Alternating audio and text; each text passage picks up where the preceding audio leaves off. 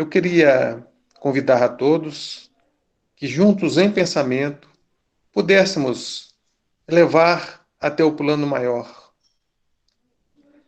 Querido Pai, querido Mestre Jesus, benfeitores, pedimos nesse instante, Senhor, que abençoe o nosso propósito no bem, que ilumine a todos nós aqui presentes e que a nossa expositora possa ser uma ponte entre o mundo superior e até nós. Que possamos, Senhor, ao sair dessa reunião, estarmos mais tranquilos, com mais paz no coração. E com a prece que o meu amigo Jesus nos ensinou, é com essa linda prece que pedimos a permissão para dar por aberta a reunião dessa noite. Pai nosso que estais nos céus, santificado seja o vosso nome. Venha a nós o vosso reino. Seja feita a tua vontade, aqui na terra como em todo o universo. O pão, Senhor, do Espírito e da matéria dê-nos hoje. Perdoai as nossas ofensas, assim que possamos perdoar aquele que nos tem ofendido. Não nos deixeis trilhar os caminhos da perfeição e nos livres do mal. Que assim seja. Nós vamos passar a palavra para a nossa querida expositora, a nossa irmã expositora dessa casa, Alexandra, que vai trazer um tema bastante interessante, que se intitula Viver com Sabedoria. Alexandra, a palavra é sua, que Jesus te ilumine. Obrigada, Sérgio. Que ilumine a nós todos, ampliando o nosso entendimento e o nosso sentimento, a fim de que possamos sair daqui melhores, maiores e mais bonitos. Como o Sérgio já falou, eu acho importante, neste primeiro momento, dizer da minha alegria de estar aqui com vocês, de receber vocês na minha casa e do privilégio de estarmos juntos pelo recurso da tecnologia nesses tempos de pandemia. Então eu rogo a espiritualidade maior, o apoio e o concurso necessários para que tudo aquilo que eu estudei, à luz da doutrina espírita, eu possa dividir com vocês, com a seriedade e a leveza necessárias. Viver com sabedoria.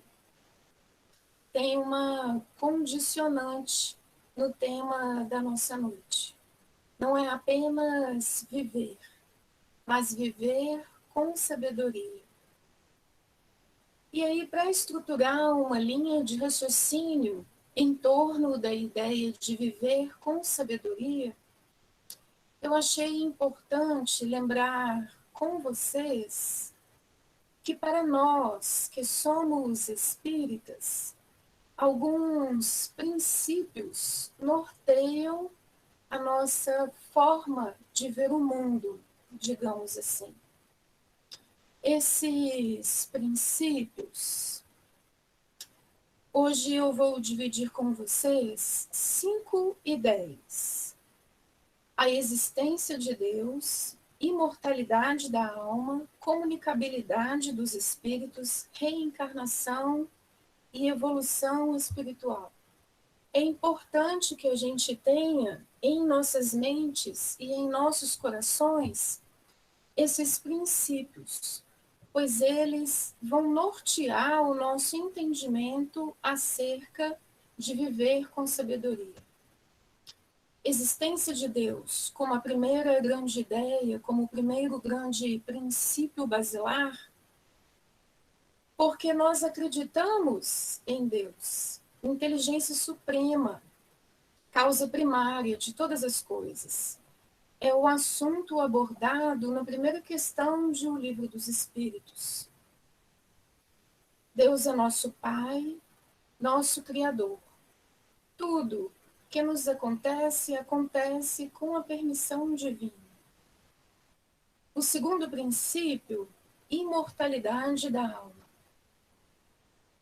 Imortalidade da alma, assim como a existência de Deus, é um princípio que diz do espiritualismo, digamos assim. Todos aqueles que são espiritualistas acreditam em Deus e acreditam na imortalidade da alma. No Livro dos Espíritos, quando a obra é apresentada para nós, ela é apresentada com um nome maior. Vem assim logo nas primeiras páginas, o Livro dos Espíritos, Princípios da Doutrina Espírita.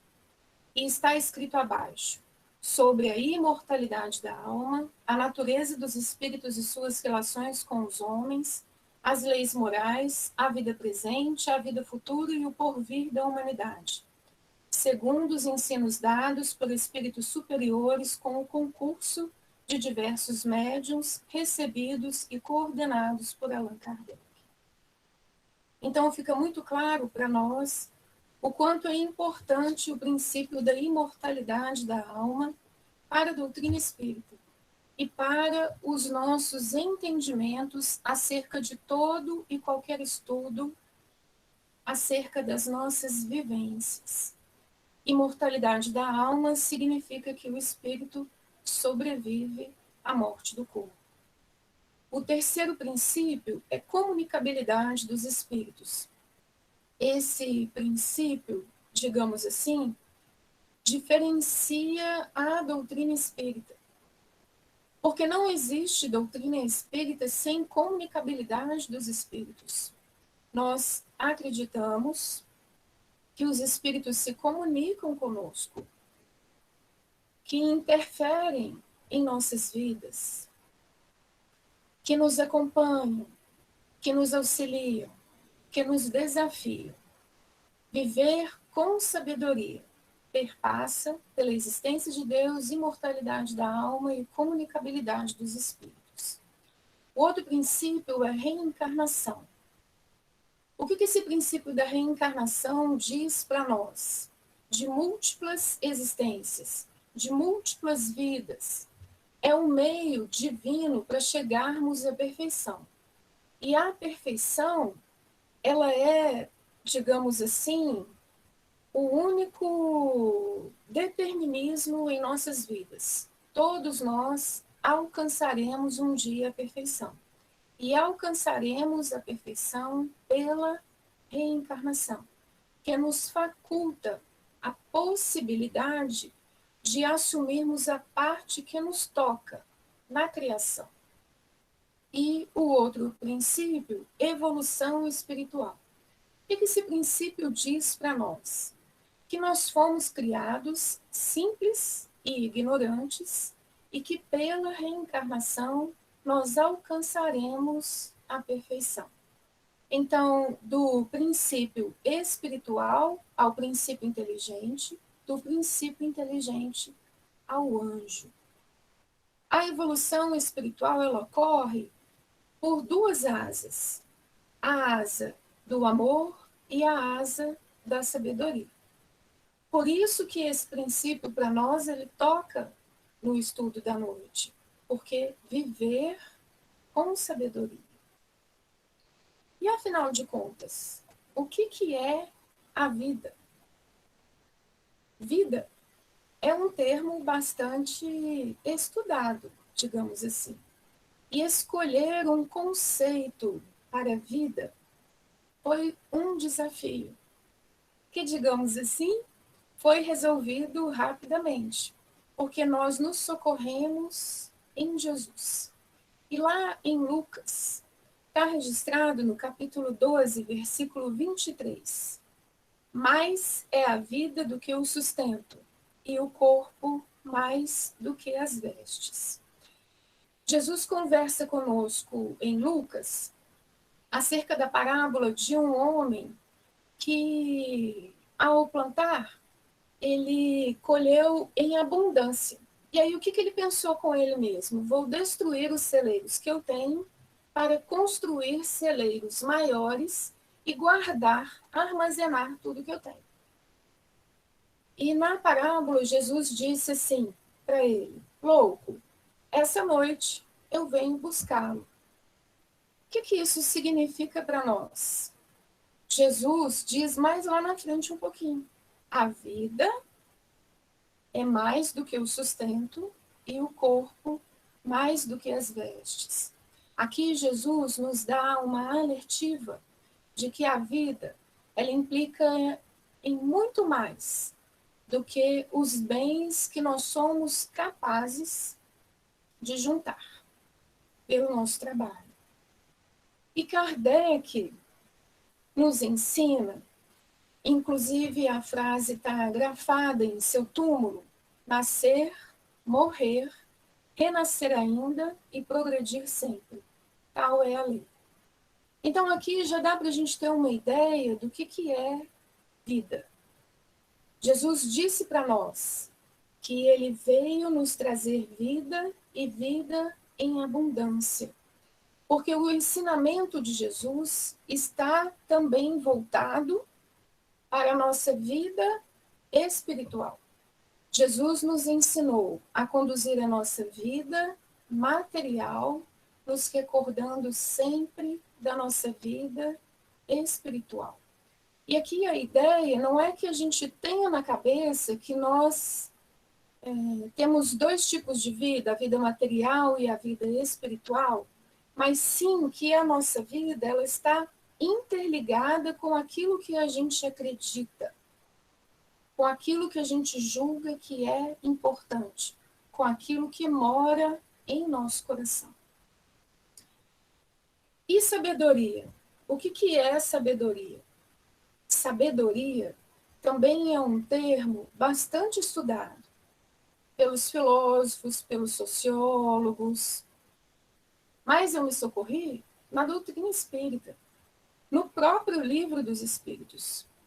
A questão 110 diz para nós que sabedoria é a capacidade intelectual que faculta à humanidade, aos homens e às mulheres, juízo reto sobre os homens e as coisas. Capacidade intelectual que faculta juízo reto sobre os homens e as coisas. Observe.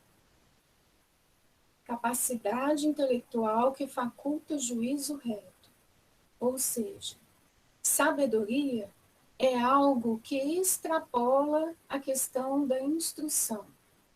Porque como faculdade possibilita que cada um de nós, encarnados e desencarnados, estabeleçamos juízo reto sobre nós próprios, sobre aqueles que nos cercam e sobre as situações e coisas que nos rodeiam. E aí aqui eu vou dividir com vocês a apresentação que eu fiz.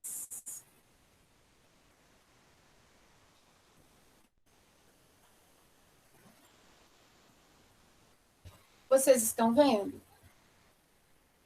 Rick, Sérgio. Sim, Ale. Sim? Agora, sim. Pedi só para você clicar no ocultar aqui, para ele não ficar em cima do texto.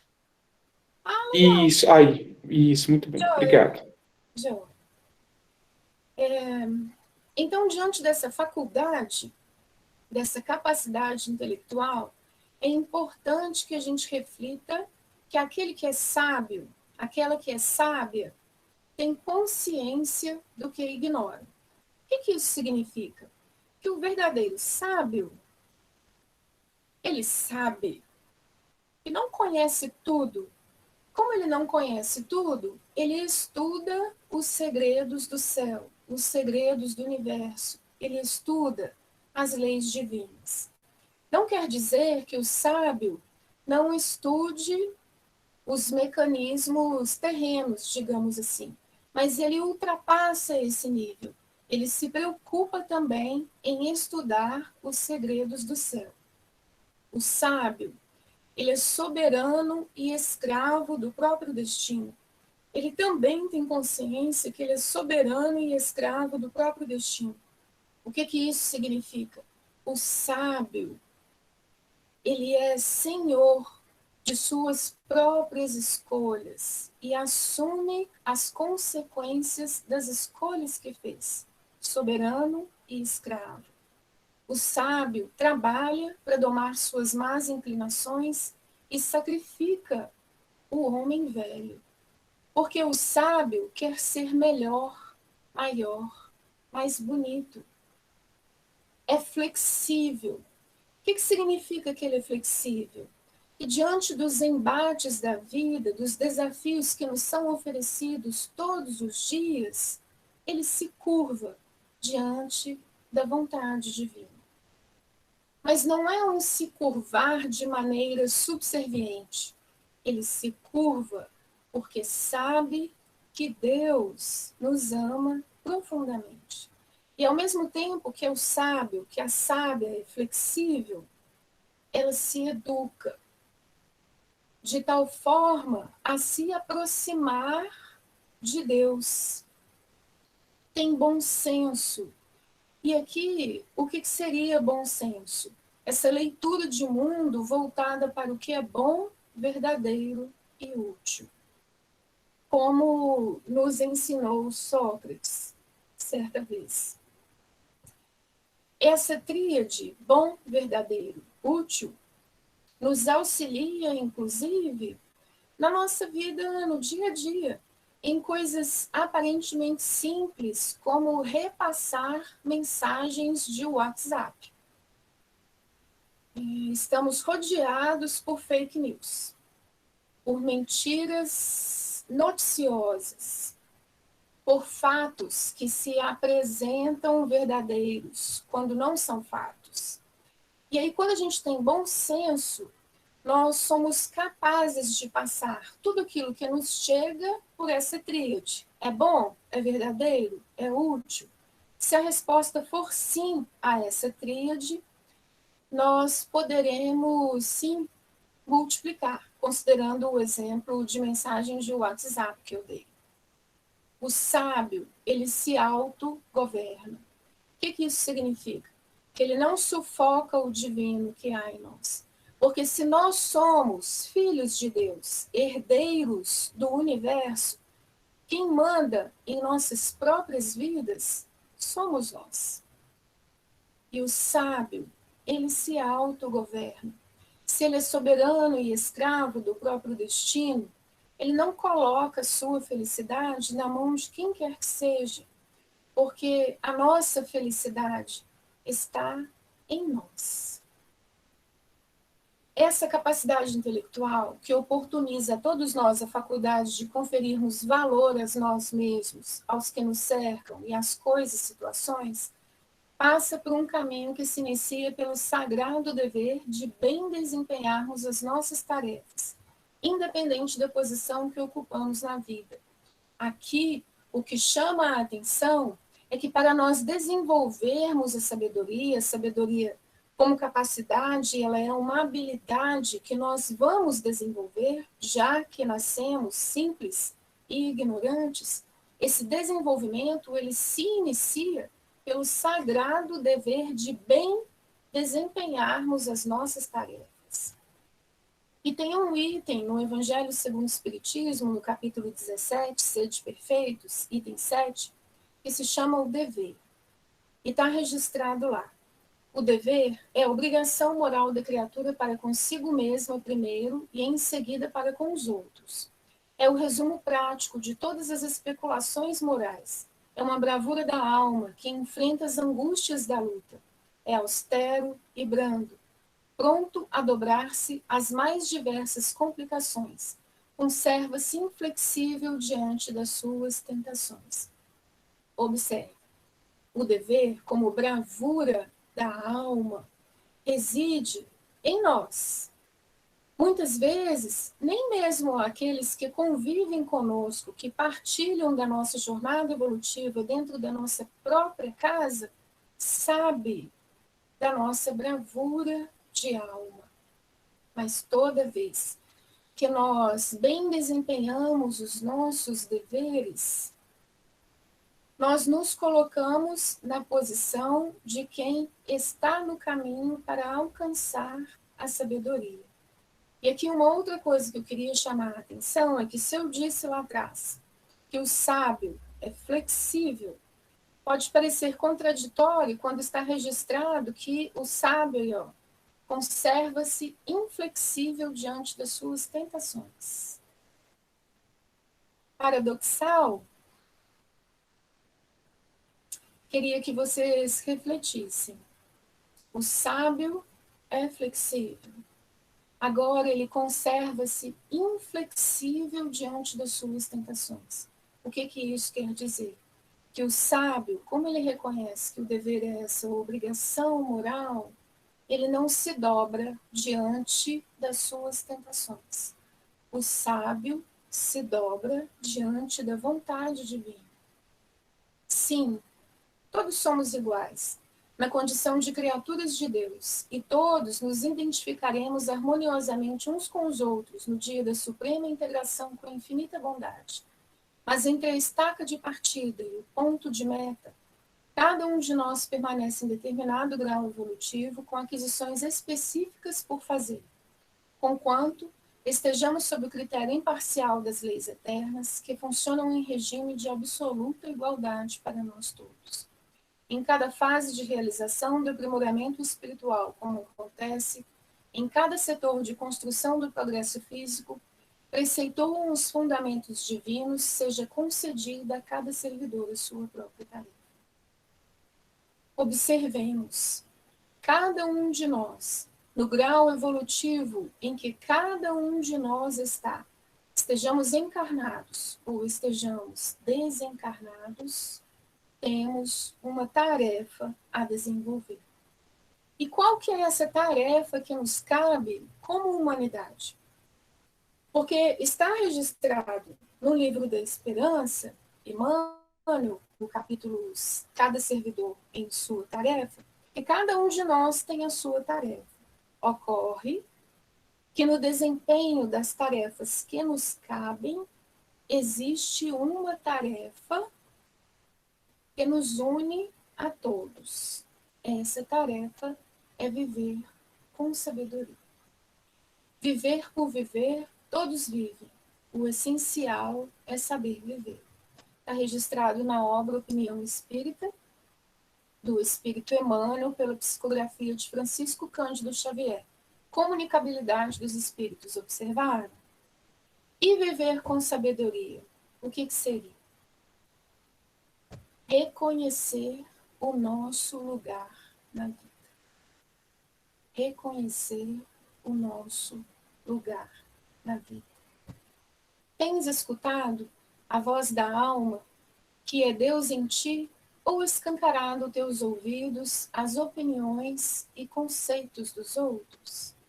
Tens escutado a voz da alma, que é Deus em ti, ou escancarado teus ouvidos às opiniões e conceitos dos outros?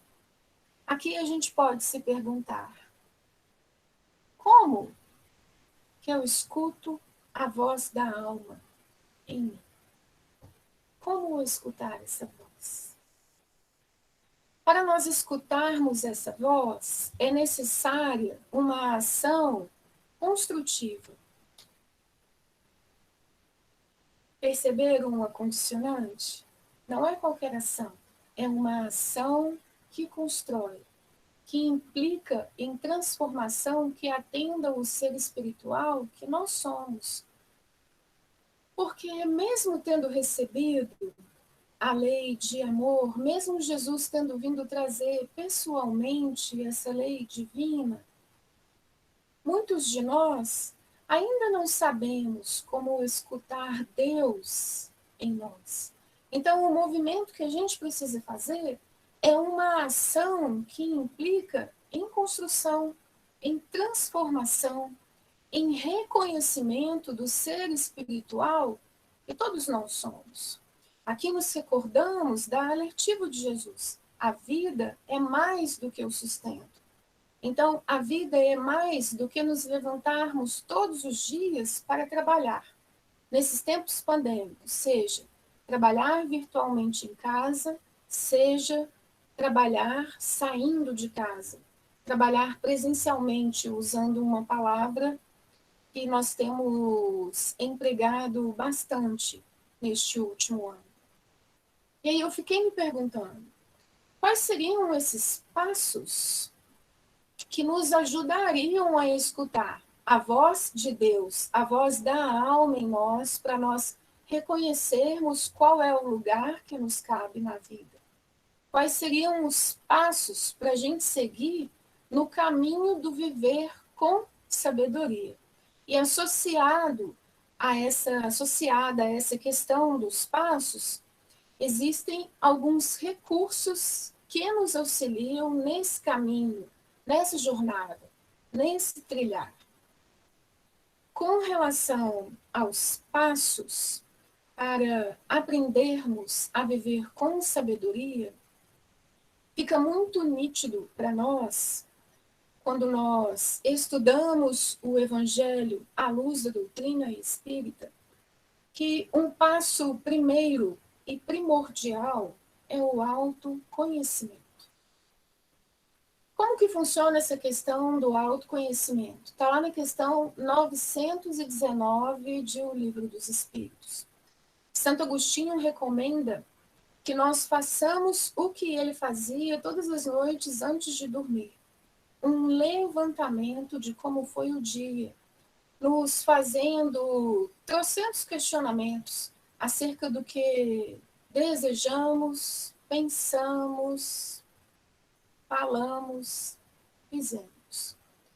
Esse autoconhecimento, ele vai proporcionar que a gente se coloque no caminho de viver com sabedoria. O autoconhecimento, ele é possível pelo estudo, pelo trabalho e pela reforma íntima. Estudo, trabalho, reforma íntima. Trabalho é toda ocupação útil. Estudo é aquilo que nos ajuda à compreensão de nós mesmos e do universo. E reforma íntima é nós abandonarmos o homem velho e vivermos como herdeiros do universo. Esse autoconhecimento, ele implica em um exercício de humildade. E humildade, o conceito que a gente tem de humildade é reconhecer-se no lugar que ocupa, é saber-se senhor de si mesmo. Humildade caminha de braço dado com a sabedoria. Aquele que é humilde, ele se conhece, ele se reconhece e ele entende que o reino de Deus está em nós. Para esse caminho do autoconhecimento, do estudo, do trabalho, da reforma íntima, existem 3 passos: instrução, educação e iluminação. A instrução é um mecanismo que nos faculta conhecer as leis que regem a nossa vida e o universo. Aqui eu vou deixar como para casa o capítulo 4 da obra Pensamento e Vida, de Emmanuel e Francisco Cândido Xavier. Conhecereis a verdade, e a verdade vos libertará. Está lá em João, capítulo 8, versículo 32. Instrução. Nós podemos receber instrução em bancos de escolas, como a reunião dessa noite. É uma escola. A reunião pública é uma escola. Educação é a adesão da vontade ao justo burilamento. A educação é um movimento de dentro para fora, enquanto que a instrução é um movimento de fora para dentro. Educare, brilhar a nossa luz. Aqui eu recomendo também a leitura do capítulo 5 da mesma obra, Pensamento e Vida. Então, o primeiro degrau, instrução, o segundo degrau, educação, o terceiro, iluminação. Iluminação é vibrar e sentir com o Cristo. Notem, a instrução é um passo necessário. Nos habilita a entendimentos maiores, descortina a nossa vida. A educação nos coloca na posição do justo burilamento, porque cada um de nós que aqui está quer se acertar com a lei divina. A iluminação nos ensina a vibrar e sentir com Cristo. Está lá na obra O Consolador, questão 237. Quando estamos iluminados, nós pensamos assim: em meus passos, o que faria Jesus? E quais são os recursos que todos nós possuímos neste caminho de viver com sabedoria? Anjo guardião, essa figura que nos acompanha muitas vezes em vidas sucessivas, a família, porque cada um de nós está na família certa, com o pai certo, com a mãe certa, com o filho certo, o nosso trabalho, o evangelho, roteiro seguro para as nossas vidas, a doutrina espírita, que nos ajuda a entender o evangelho, a prece, que é esse mecanismo que nos auxilia a elevar o pensamento a Deus, a entrarmos para o nosso quarto íntimo, e no nosso quarto íntimo mantermos contato com a divindade. Os amigos espirituais que nos rodeiam, e são muitos, não estamos sozinhos, a dor. Quando o amor não funciona para nós como um recurso, a dor bate à nossa porta. E é importante que a gente assimile a lição da dor. É importante que a gente questione por que da dor em nossas vidas. A vigilância, só nos sentimos tentados naquilo que mora em nós, por isso que está registrado no Evangelho segundo o Espiritismo, que o dever é inflexível com relação às suas próprias tentações. Então, só nos sentimos tentados naquilo que mora em nós. A crença íntima é inacessível. Eu acredito que muitos de nós têm receio quando a gente diz que, de ordinário, os espíritos governam a nossa vida. Mas a gente não precisa ter medo, porque a crença íntima, ela é inacessível. Por isso que é importante nós tomarmos cuidado com as sintonias que nós criamos ao nosso redor. Não dormir sobre a possibilidade de fazer o melhor. Não dormir, ou seja, devemos fazer o melhor hoje, porque o amanhã a Deus pertence. Com fé, não há maus pendores que se não chegue a vencer. Poderia sempre o homem, pelos seus esforços, vencer as suas más inclinações? Sim, e frequentemente fazendo esforços muito insignificantes. O que lhe falta é a vontade. Ah, quão poucos dentre vós fazem esforços.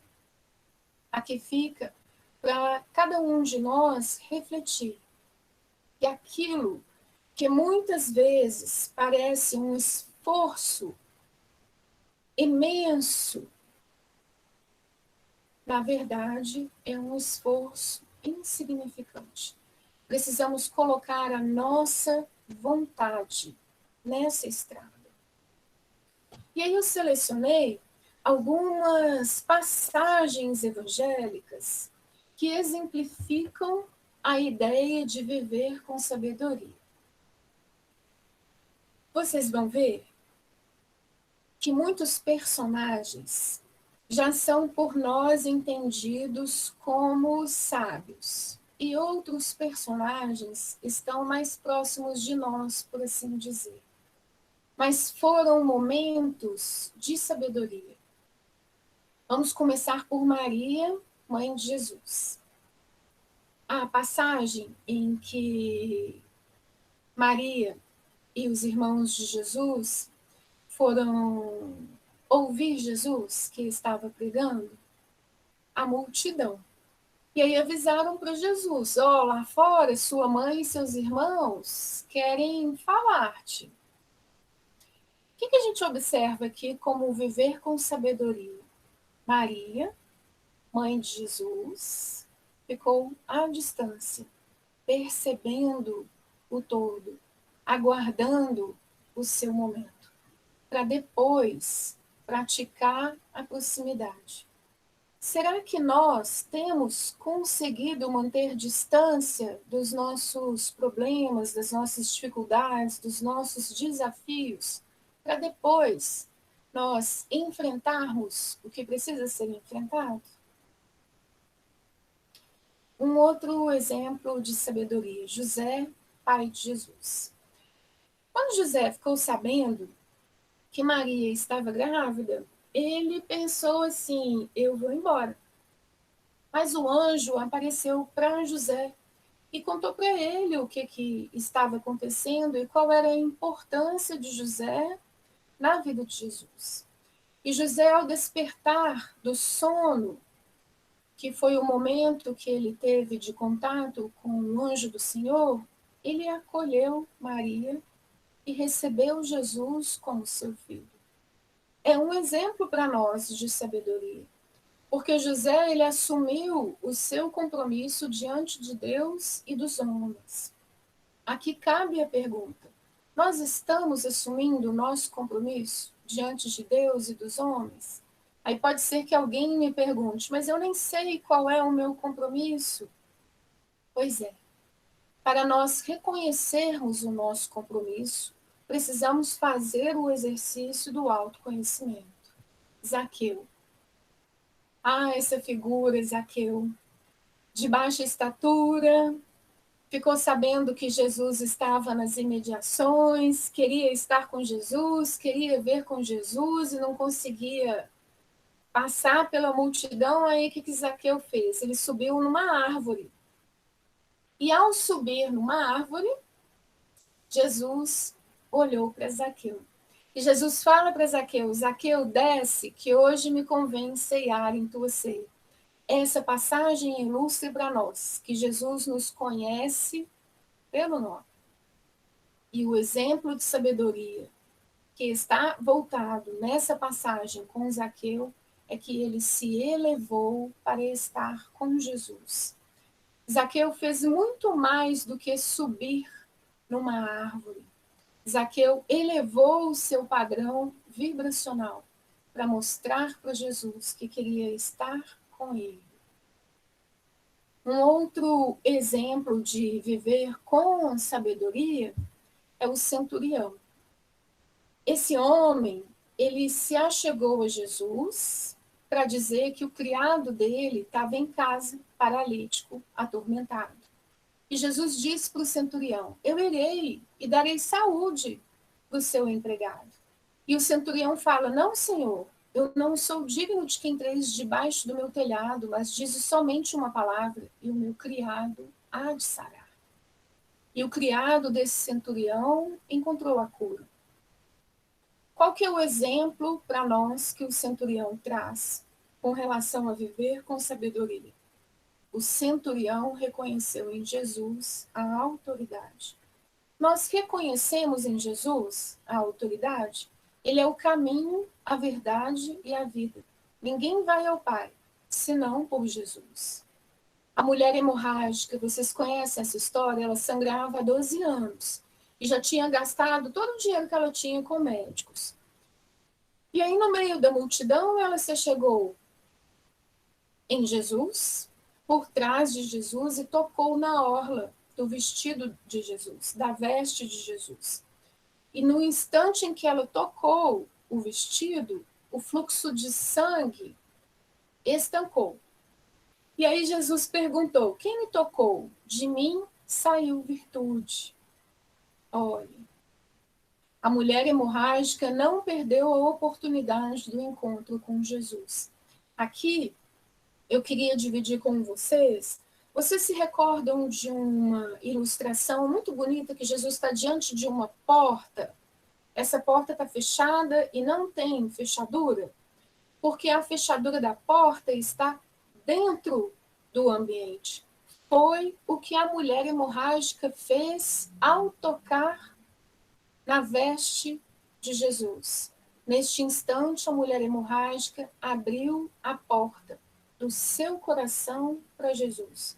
Nós temos aberto a porta dos nossos corações para Jesus. O outro exemplo de viver com sabedoria é Maria, irmã de Marta. Maria e Marta são figuras para nós muito conhecidas. Jesus visitou a casa de Maria, Marta, Lázaro, algumas vezes. E numa dessas vezes, Maria estava com a cabeça recostada no colo de Jesus enquanto Jesus ensinava. E Marta, ela estava distraída com os afazeres domésticos. E aí Marta reclama com Jesus: não se te dá de que minha irmã me deixe servir só? E aí Jesus responde: Marta, Marta, estás ansiosa e afatigada com muitas coisas, mas uma só é necessária. E Maria escolheu a boa parte, a qual não lhe será tirada. Quantas vezes nós recebemos Jesus em nossas casas e estamos distraídos, afatigados com outros serviços?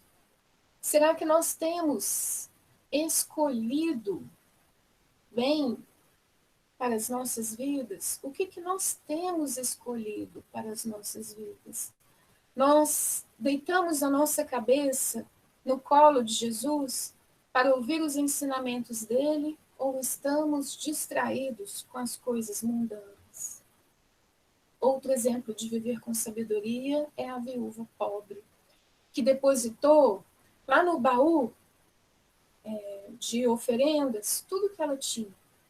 E aí Jesus disse: em verdade vos digo que lançou mais do que todos essa pobre viúva, porque todos aqueles deitaram para as ofertas de Deus do que lhes sobeja, do que sobra, mas esta, da sua pobreza, deitou todo o sustento que tinha. É um exemplo de viver com sabedoria. O que temos de nós para oferecer? E aí, já caminhando para o final, viver com sabedoria implica num resultado que vai aparecer no slide depois deste. Deus consola os humildes e dá força aos aflitos que lhe pedem. Seu poder cobre a terra, e por toda a parte, junto de cada lágrima, colocou ele um bálsamo que consola. E como temos precisado de consolo. Mas observem, junto de cada lágrima, colocou ele um bálsamo que consola. A abnegação e o devotamento são uma prece contínua e encerram um ensinamento profundo. A sabedoria humana reside nessas duas palavras. A sabedoria humana reside nessas duas palavras, abnegação e devotamento. Possam todos os espíritos sofredores, que somos todos nós, compreender essa verdade, em vez de clamarem contra suas dores, contra os sofrimentos morais que neste mundo vos cabem em partilha. Tomai, pois, por divisa essas duas palavras, devotamento e abnegação, e sereis fortes, porque elas resumem todos os deveres que a caridade e a humildade vos impõem. O sentimento do dever cumprido vos dará repouso ao espírito e resignação. O coração bate então melhor, a alma se serena e o corpo se forra aos desfalecimentos. Por isso que o corpo tanto menos forte se sente, quanto mais profundamente golpeado é o espírito. Também está lá no Evangelho segundo o Espiritismo. Por que eu disse que o resultado de viver com sabedoria iria aparecer neste slide. Porque viver com sabedoria implica no exercício da caridade. Então é necessário que cada um de nós tome por divisa devotamento e abnegação.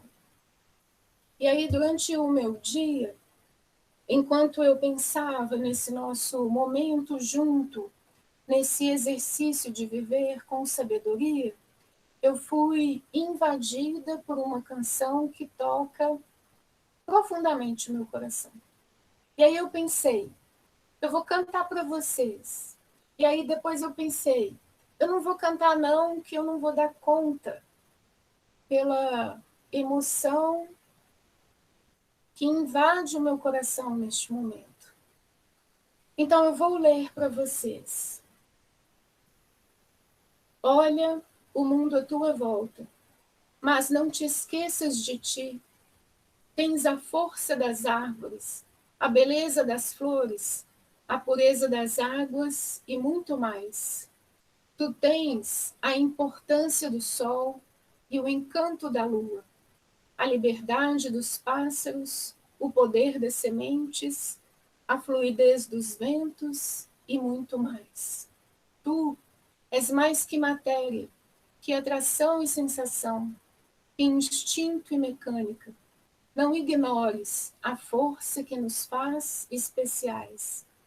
Rega-te, flor, acende-te, sol, fortalece-te, tronco, purifica-te, água, liberta-te, pássaro, flui-te, ó doce vento, voa em ti, sê pelos seres, sê Deus para eles, quanto Deus é para ti. Que Jesus abençoe os nossos esforços, de tal forma que em breve nós possamos dizer que este aqui também é o reino de nosso Mestre Jesus. Que nestes tempos pandêmicos nós possamos viver com sabedoria, a fim de nos colocarmos no colo de Jesus, a fim de colocarmos em prática a lei de amor. Muito obrigada.